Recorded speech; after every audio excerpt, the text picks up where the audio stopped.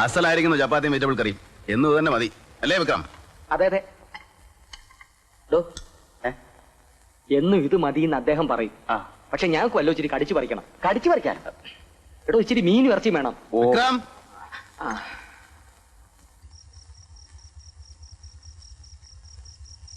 വിക്രം, നാളെ നമ്മുടെ ജോലി ആരംഭിക്കണം.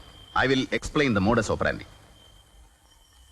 അതായത് നമ്മൾ ഈ കേസ് അന്വേഷിക്കുന്നത് 3 സ്റ്റേജുകളിലായിട്ടായിരിക്കണം.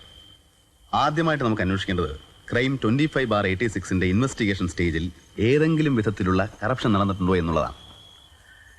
എങ്കിൽ മാത്രമേ CBI കേസ് അന്വേഷിക്കുന്നതിൽ പ്രസക്തിയുള്ളൂ. അന്വേഷണത്തിന്റെ 2ാം ഘട്ടം ഓമനയുടെ മരണം കൊലപാതകമാണോ അതോ ആത്മഹത്യയാണോ എന്നുള്ളതാണ്. ആത്മഹത്യയാണെങ്കിൽ നമ്മുടെ ജോലി എളുപ്പം തീരും. മറിച്ച് കൊലപാതകമാണെങ്കിൽ നമ്മുടെ യഥാർത്ഥത്തിലുള്ള തലവേദന ആരംഭിക്കാൻ പോകുന്നത് അപ്പോഴാണ്. അവിടെ നമ്മുടെ അന്വേഷണത്തിന്റെ 3ാം ഘട്ടം ആരംഭിക്കും. നമുക്ക് കിട്ടിയിട്ടുള്ള പോലീസിന്റെ കേസ് ഡയറിയെന്ന് ഏറെ ഒന്നും പ്രതീക്ഷിക്കണ്ട.